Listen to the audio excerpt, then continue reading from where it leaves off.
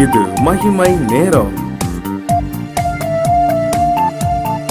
இயேசுவின் இனிதான நாமத்தினாலே இந்த 5வது நாளுக்காக என் தேவாதி தேவனை ஸ்தோத்தரிக்கின்றேன்.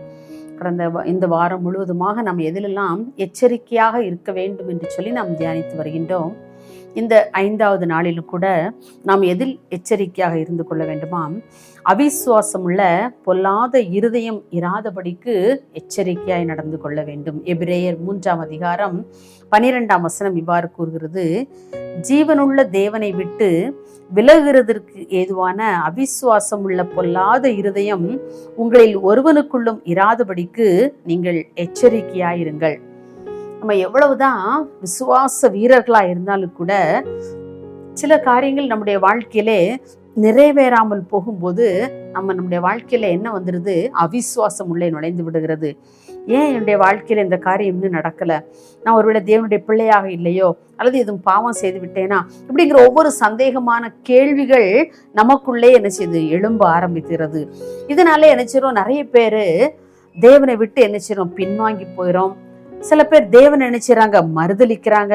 நான் இவ்வளவு தூரம் ஆண்டவருக்காக வைராக்கியமா இருந்தேனே, ஆண்டவர் ஏன் என்னுடைய வாழ்க்கையில இந்த இழப்பை கட்டளையிட்டார்? ஏன் என்னுடைய வாழ்க்கையில இந்த தோல்வியை கட்டளையிட்டார்? ஏன் என் வாழ்க்கையில் இந்த பலவீனத்தை கட்டளையிட்டார் என்று சொல்லி ஆண்டவருடைய சமூகத்தை விட்டு விலகி செல்லுகிற ஒரு பொல்லாத இருதயம் நமக்குள் வந்து விடுகிறது. இந்த பொல்லாத இருதயம் நமக்குள் வந்து விடாதபடிக்கு நாம் எச்சரிக்கையோடு நடந்து கொள்ள வேண்டும் என்று சொல்லி ஆண்டவர் இன்றைக்கு நம்மோடு கூட பேசுகின்றார். எனக்கு அன்பானவர்களே, எப்படிப்பட்ட சூழ்நிலைகள் இருந்தாலும் கூட நாம் அந்த ஜீவனுள்ள தேவனை விட்டு நாம் வழிவிலகி போய் விடாதபடிக்கு, அந்த பொல்லாத இருதயம் நமக்குள் இருந்து விடாதபடி நாம் எச்சரிக்கையோடு இருக்க வேண்டும். அநேக சூழ்நிலைகள் எப்படியும் காலங்கள் மாறிக்கொண்டே இருக்கும் இல்லையா? நம்ம எப்படிப்பட்ட உலகத்திலே வாழ்ந்து கொண்டிருக்கிறோம்? ஒரு மாயையான உலகம், வேஷமான உலகம், அன்பெல்லாம் மாறி போகின்ற, தலைகீழாய் மாற்றப்படுகின்ற ஒரு உலகத்தில் நாம் வாழ்ந்து கொண்டிருக்கும். இன்றைக்கு அன்பை நாம் எங்கேயுமே நாம் காண முடியல. பெற்றோருக்கும் பிள்ளைகளுக்கும் உள்ள அன்பு எங்கே? உறவினர்களுக்குள்ள உறவு எங்கே? கணவன் மனைவிக்குள்ள அன்பு எங்கே? எல்லாம் தலைகீழாக மாறிக்கொண்டே போகிறது. ஆனால் நாம் யாரை விட்டு மாத்திரம் பிரிந்து போய் விடக்கூடாது. ஜீவனுள்ள தேவனை மாத்திரம் விட்டு விலகுக்கு எதுவான பொல்லாத இருதயம் நமக்குள் இராதபடிக்கு, நம்ம யாருக்குள்ள அப்படிப்பட்ட இருதயம் நமக்குள்ள என்ன செய்யக்கூடாது? இராதபடிக்கு எச்சரிக்கையாக நாம் நடந்து கொள்ள வேண்டும் என்று சொல்லி வேதம் நமக்கு எச்சரிப்பு கொடுக்கின்றது. இயேசு தன்னுடைய சீஷர்களோடு தன்னுடைய வாழ்க்கையிலே நடக்க போகிற எல்லா காரியங்களை குறித்து தம்முடைய சீஷர்களோடு சம்பாஷித்திருக்கிறார். என்ன காரியங்கள் நடக்க போற, தன்னுடைய பாடுகள், தன்னுடைய மரணம், தன்னுடைய உயிர்த்தெழுதல், இது எல்லாவற்றையும் குறித்து சீஷர்களுக்கு முன்னக்கூட்டி எல்லாவற்றையும் ஏழியரா எல்லாத்தையும் பேசியிருக்கிறார். எல்லா சீஷர்களுக்கு தெரியும் அவருடைய மரணம் எப்படி நடக்கும், அவருடைய சிலுவை பாடுகள் எப்படி இருக்கும், அவருடைய உயிர்த்தெழுதல் எப்படி இருக்கும், உயிர்த்தெழுந்த பின்பு என்ன நடக்கும், எல்லா காரியங்களையும் குறித்து அவர் தம்முடைய சீஷர்களோடு மிக தெளிவாக பேசியிருக்கின்றார்.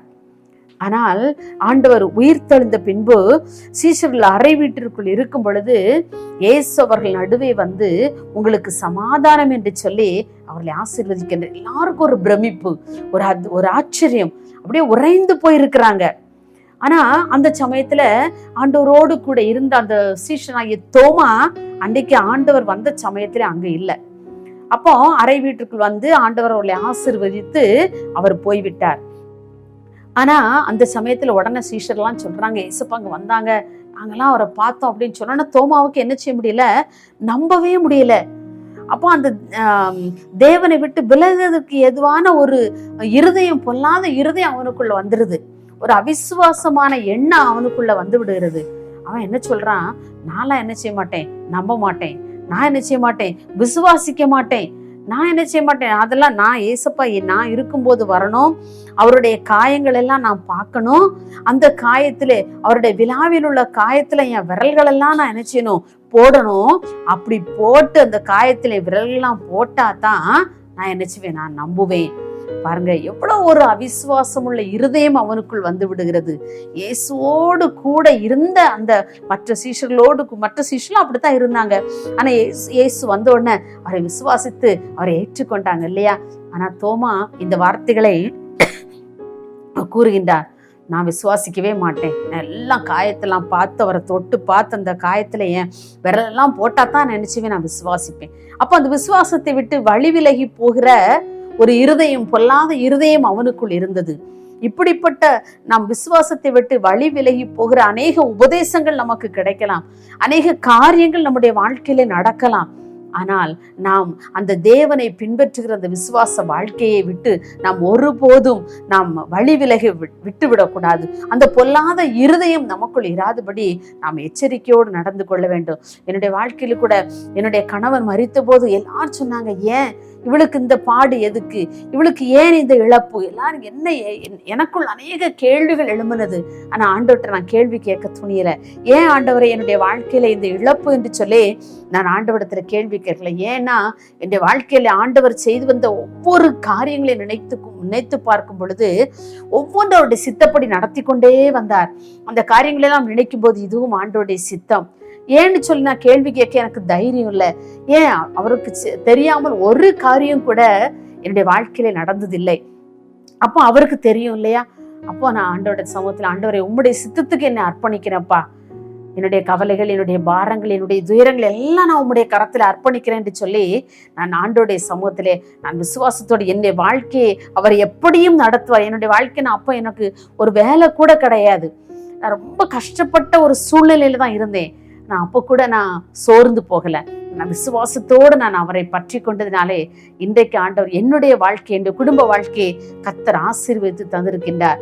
ஏன் அந்த பொல்லாத இருதயம் எனக்குள்ளே இருந்திருந்தது என்று சொன்னால் என்னுடைய வாழ்க்கையின் பாதை கூட மாறி போயிருக்கும் இல்லையா? அவிசுவாசம் உள்ள ஒரு வாழ்க்கை, நானும் தோமாவை போல நான் வாழ்ந்திருந்தேன் என்று சொன்னால் என்னுடைய வாழ்க்கை எப்படி இருக்கும் என்று சொல்லி என்னால் இப்போது சிந்தித்து பார்க்கவே முடியாதுல்ல.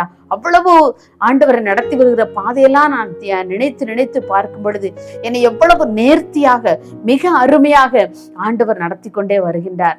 ஆம், எனக்கு அன்பானவர்களே, உங்களுடைய வாழ்க்கையில கூட அவிசுவாசமான இருதயம் உங்களுக்குள் இராதபடி அவரை உறுதியாய் பற்றி கொள்ளுங்கள். தேவனை விட்டு விலகுறதுக்கு ஏதுவான அநேக சூழ்நிலைகள், அநேக காரியங்கள், அநேக பிரச்சனைகள் நமக்கு வரலாம். நம்முடைய குடும்பத்திலே, நாம் வேலை பார்க்கின்ற இடங்களிலே, நம்முடைய திருச்சபைகளிலே, நாம் சந்திக்கும் நபர்களிடையே இப்படி பல வேறுபட்ட சூழ்நிலைகள் வரலாம். ஆனால் சூழ்நிலைகள் எப்படி ஆயினும் நம்முடைய இருதயம் பொல்லாங்கானதா இராதபடிக்கு அதற்கு நம்ம எச்சரிக்கையோடு நடந்து கொள்ள வேண்டும் என்று சொல்லி வேதம் நமக்கு எச்சரிக்கின்றது இல்லையா? பாருங்க, அதே 8 நாளைக்கு பின்பு அதே தோமாவை சந்திக்கும்படியா ஆண்டவர் வருகின்றார். அவன் பார்க்கிறான், அவன் காயத்தெல்லாம் ஆண்டவர் சொல்றார், பாருப்பா, என்னுடைய காயத்தெல்லாம் பாரு, நீ தொட்டு பாரு என்று சொல்லி ஆண்டவர் சொல்லுகிறார். அப்போ அவர் சொல்லுறார், காணாமல் விசுவாசிக்கிறவர்கள் பாக்கியவான். நீ கண்டதுனால தானே என்ன விசுவாசித்த, ஆனால் காணாமல் விசுவாசிக்கிறவர்கள் பாக்கியவான்கள் என்று சொல்கிறார். பாருங்க, நமக்குள்ளும் அவரை விட்டு விலகி போகிற அவிசுவாசமான இருதயம் நமக்குள் இருக்குமானால் நாம் இன்றைக்கு எச்சரிக்கப்படுகிறோம். எனக்கு அன்பான தேவனுடைய பிள்ளைகளே, இந்த செய்தியை கேட்கிற ஒவ்வொருவரையும் ஆண்டவர் இன்றைக்கு உங்களோடு கூட பேசுகின்றார். அவிசுவாசமான இருதயம் நமக்குள் இராதபடி நாம் எச்சரிக்கையோடு நடந்து கொள்வோமா? மகா இரக்கம் கிருபை நிறைந்த அன்புள்ளே சுவாமி, இந்த அருமையான இந்த 5ஆம் நாளின் காலை வேளைக்காகவும் நாங்கள் நன்றியோடு துதிக்கிறோம், நாங்கள் ஸ்தோத்திரிக்கிறப்பா. ஆண்டவரே, அவிசுவாசமான பொல்லாத இருதயம், ஜீவனுள்ள தேவனை விட்டு வழி விலகி போகிற பொல்லாத இருதயம் எங்களுக்குள் இராதபடி நாங்கள் எச்சரிக்கையோடு நடந்து கொள்ள கர்த்தர் எங்களுக்கு உதவி செய்யும்படியாக ஜெபிக்கிறோம். எங்களுடைய சூழ்நிலைகள் எப்படியாக மாறி போனாலும் கூட எங்களுடைய விசுவாச பாதையானது, விசுவாச வாழ்க்கையானது தடம்புரண்டு போய்விடாதபடி உண்மையில் ஆண்டவரே நாங்கள் விசுவாசத்தோடு ஆண்டவரே எங்களுடைய வாழ்க்கையின் பாதையை நடத்த கர்த்தர்களுக்கு உதவி செய்யும்படியா ஜெபிக்கிறோம். மாறுபாடான வாழ்க்கை எங்களுக்கு காணப்படாதபடி, உம்மை விட்டு வழி விலகி போகிற எங்களுடைய பாதை திசை திரும்புகிறதாக இருந்தாலும் அப்பா, நீங்க எங்களுடைய கோலாலும் தடியாலும் எங்களை திருத்தி உங்களுடைய ஜீவ பாதையில எங்களை நடத்தும்படியா நாங்கள் ஒப்பு கொடுக்கிறோம் சுவாமி. அப்பா, அப்படி ஒப்பு கொடுக்கிற ஒவ்வொரு பிள்ளைகளையும் உங்களுடைய கரத்தில் தந்து ஜெபிக்கிறோம். கர்த்தர் நீங்க பொறுப்படுத்திக் கொள்ளுங்க. இயேசுவின் நாமத்தில் ஜெபிக்கிறோம் பிதாவே, ஆமென்.